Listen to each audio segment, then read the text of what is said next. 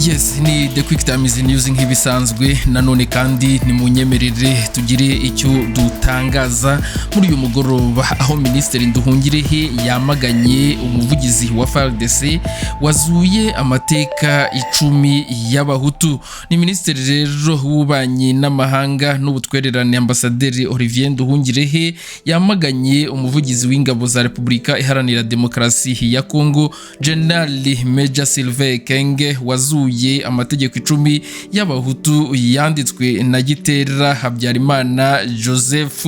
Ni inkuru rero dukesha ikinyamakuru igihe.com yanditse kuri itariki ya 28 z'Ukuboza 2025 ku saa y'isa 9:53. Ni nyuma rero yaho inkuru ziriwe ku mbuga nkoranyambaga zicishikana, ndetse harimo n'inkuru twabagejejeho kuri uyu munsi ya Sylvain Ekenge ubwo yavugaga amagambo ateye ubwoba yuzuye urwango ndetse n'ivangura. Nta kindi usabwa rero uretse kureba hasi handitse subscribe ugakandaho, hanyuma tugakomeza kubana 5 kuri 5. Wowe nawe utarajya kuri WhatsApp ngo tujye tukugezaho amavideo atandukanye n'amafoto y'ibibera ku rugamba ku ntambara iri kubera muri Repubulika Iharanira Demokarasi ya Kongo mu burasirazuba bwayo. Nta kindi usabwa uretse kujya muri description z'iyi channel yacu ugakandaho, hanyuma tukabana 5 kuri 5 ku mpande zombi. Reka rero iyi nkuru tuyive imuzi n'imuzingo, nkuko rero n'ubundi twiriwe tubagezaho iyi nkuru mu rurimi rw'ikinyarwanda. Reka turebe icyo Olivier Nduhungirehe nawe yaba yatangaje nyuma yo kumva ibi byiriwe ku mbuga nkoranyambaga.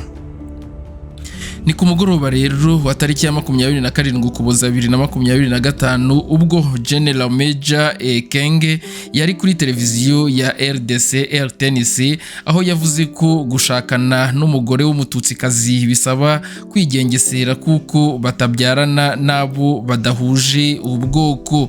Uyu musirikare rero wari wagiye gusobanura uko umutekano uhagaze mu burasirazuba bwa RDC yagize ati: umuntu agomba kwitonda kuko ibi nibyo bakoreye abayobozi ba gakondo. Baguha umugore ariko hakaza n'uwo mu muryango we, mubyara we, mwishywa we uturuka mu muryango w'umugore, bakubwira ko ari mwishywa we, mubyara we kandi atari we. Major General Ekenge yakomeje avuga ko uwitwa uwo muryango w'umugore ari we muntu ubyarana n'umugore we wawe mu nzu yawe, bakakubwira ko abana bavutse batyo kubera ko ubwoko bw'abatutsi bwiganza. Ubwo nibwo butekamutwe bushyirwa no mu bagore. Minisitiri Nduhungirehe yatangaje ko nyuma y'aho leta ya RDC ikoranye n'umutwe w'iterabwoba wa FDLR ikagaba ibitero ku banyamurenge batuye muri Minembwe ikakira Kinshasa, Jean Claude Mubenga wavuze ko abatutsi ari inyenzi zigomba kwicwa na virusi yo kurwanya. Ubu General Major Ekenge yashyigikiye amategeko ya Gitera. Mu magambo yiwe yagize ati: dore noneho umuvugizi wa FARDC ari gushyigikira kuri RTNC itegeko rya mbere ry'amategeko 10 y'abahutu y'1990 yasohowe n'ikinyamakuru cy'abahezanguni b'abanyarwanda Kangura gifite amateka mabi. Ni amagambo rero yagaragaye ku rukuta rwa Olivier Nduhungirehe ubwo nawe yari yayashyize ku rukuta rwiwe rwa X cyangwa se rwahoze rwitwa Twitter. Gitera rero yashinze ishyaka Aprosoma, icyo twakita mu rurimi rw'amahanga Association pour la promotion de la masse. Ngenekereje rero ni amacakubiri n'urwango mu banyarwanda. Mu nama rero y'iri shyaka yabereye ingoma muri Butare tariki 27 Nzeri 1959 nibwo rero yasohoye aya mategeko 10. Itegeko rya mbere rya Gitera ryabuzaga abahutu kwemera cyangwa kwizera umututsi. Andi akurikiyeho yabuzaga kwirahira umututsi, kujya inama nawe, kugirana umubano nawe, kumwirinda n'ibindi byinshi byari bigamije gutuma abandi banyarwanda babanga bakabagirira nabi. Aya mategeko rero yasohotse mu kinyamakuru Kangura, cyari rero umuyoboro w'ingengabitekerezo ya jenoside n'amacakubiri.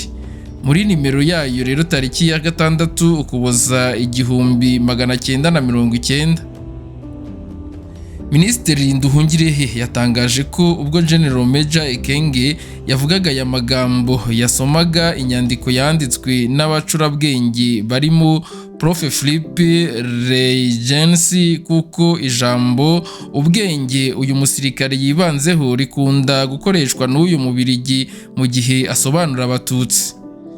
Mu magambo yiwe yagize ati, uyu mujenerale w'umunyekongo ntiyagarukiye aho, ahubwo yasubiyemo n'inyigisho z'abakoloni zateye ivanguramoko na jenoside yakorewe abatutsi, arizo igitekerezo cy'uko abatutsi ari abanilotike bafashe u Rwanda bagakandamiza abahutu ndetse bakiyitirira ururimi rw'ababantu mu Kinyarwanda.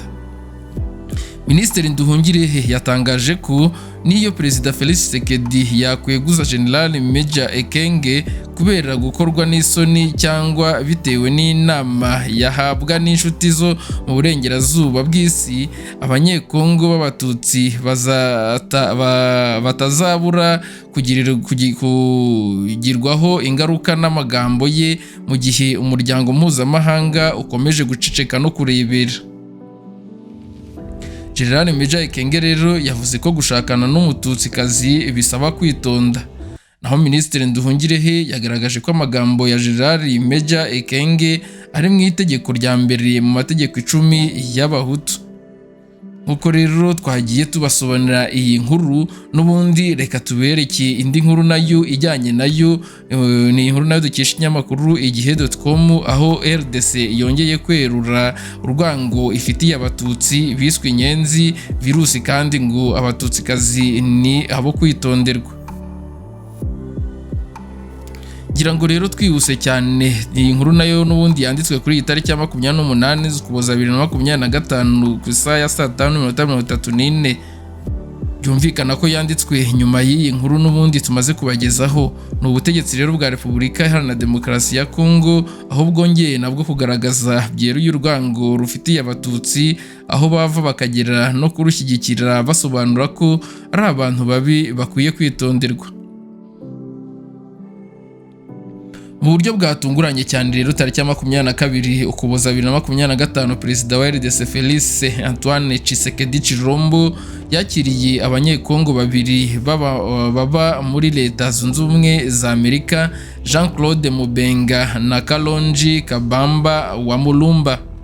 Leta ya RDC rero ivuga ko Tshisekedi, Mubenga na Kalonji baganiriye ku bumwe bw'abanyekongo no ku busugire n'ubwigenge bw'igihugu. Ariko rero abazi ibikorwa n'aba bantu ku mbuga nkoranyambaga bahamya ko iyi nama yari igamije kubashyigikira. Umunsi umwe Mubenga yatangarije ku mbuga nkoranyambaga ko abatutsi ari inyenzi kandi ko ubutaka bwa RDC butari ubwabo. Ati, ni virusi, iyo haje virusi ugerageza kuyica, ntabwo rero uyireka kubera ko ishobora gukwirakwira. Iyo ubonye inyenzi ugomba guhita uyica, bitaba ibyo zikaba nyinshi. Uyu mugabo rero utarahwemye kugaragaza ko yabaswe n'urwango, yasabye abanyekongo kwica abantu bose bavuga Ikinyarwanda. Ashimira abarwanyi bo mu mutwe wa Wazalendo babica iyo babonye. Asaba rero urubyiruko rwinshi kubiyungaho kugira ngo barimbure ubu bwoko. Mu mpera za Nzeri 2025, umuvugizi wa guverinoma ya RDC Patrick Muyaya yahuriye na Mubenga na Kalonji i New York muri Leta Zunze Ubumwe za Amerika, bagirana ikiganiro cyambutse mu muyoboro wa YouTube. Muyaya yashimiye abanyekongo bakomeje kurwana urugamba rw'itangazamakuru, ashimira by'umwihariko Mubenga. Aramubwira ati, Mubenga, icyambere nakora ni ukugushimira kubera ko ntabwo uzi uburyo umurimo wawe w'ubukangurambaga bwo gukunda igihugu uvugira akamaro. si Karongi na Mubenga gusa rero bashyigikiye, kuko umudepite Justin Bitakwira nawe umaze igihe kinini agaragaza ko abatutsi bose ari ubwoko bugomba kwicwa, nawe ari mu batoni b'ubutegetsi bwa Tshisekedi. Ni umuyoboke rero w'ihuriro Union Sacrée rivuna umuheha rikongezwa undi i Kinshasa. Bitakwira rero niwe ushinzwe gukurikirana ibibazo bya Wazalendo mu ntara ya Kivu y'Amajyepfo. Mu Kuboza rero muri 2022 umuryango w'ubumwe bw'Uburayi EU wamufatiye ibihano kubera gushishikariza abandi banyekongo kugirira nabi abanyamurenge, ariko leta ya RDC ntikozwa ibyo kumukurikirana no mu butabera. Ku mugoroba wo ku ya 27 Ukuboza rero televiziyo ya RDC RTNC yakiriye umuvugizi w'ingabo za RDC General Meja Sylvain Ekenge kugira ngo asobanure uko umutekano uhagaze mu burasirazuba bw'iki gihugu, cyane cyane ahari kubera intambara mu ntara ya Kivu y'Amajyepfo, nk'uko twiriwe tubagezaho mu makuru mwiriwe mubona ku gitangazamakuru cyacu cya The Quick Times News. Nubwo rero insanganyamatsiko y'ikiganiro yari umutekano, General Meja Ekenge n'umunyamakuru wa televiziyo y'igihugu bamaze umwanya munini bibasira abanyarwanda b'abanyekongo bavuga ikinyarwanda, cyane cyane abatutsi, babashinja kuba abatekamutwe. General Meja Ekenge rero yavuze ko abantu bakwiye kwitondera gushakana n'abagore b'abatutsi. Mu magambo yiwe yagize ati, umuntu agomba kwitonda kuko ibi nibyo bakoze abayobozi ba gakondo, baguha umugore ariko hakaza n'uwo mu muryango we, mubyara we, mwishywa we uturuka mu muryango w'umugore, bakamubwira ko ari umwishywa we mubyara kandi atari we. Uyu musirikare yakomeje avuga ko uwitwa uwo muryango w'umugore ari we muntu ubyarana n'umugore wawe mu nzu yawe, bakakubwira ko abana bavutse batyo kubera ko ubwoko bw'abatutsi bwiganza. Ubwo ni ubutekamutwe bushyirwa no mu bagore. Leta ya RDC rero ivuga ko nta bwoko bwibasirwa muri RDC, igahamya ko abavuga ko abatutsi b'abanyekongo bibasirwa baba babeshya. Nyamara ibimenyetso ni byinshi kandi niyo urwango ibitanga, niyo ubwayo ibitanga ku mugaragaro. Amagambo ya General Meja Ekenge n'ibiganiro byahuje abayobozi n'abahezanguni nka Mubenga birashimangira ibyo bikorwa byabo. Tariki rero ya 22 nk'uko twabibabwiye Ukuboza nibwo Tshisekedi yakiriye Mubenga uri ibumoso mu mafoto na Karongi uri iburyo bwiwe. Minisitiri rero w'ububanyi n'amahanga wa RDC Therese Kayikwamba Wagner nawe ashima ibikorwa bya Mubenga.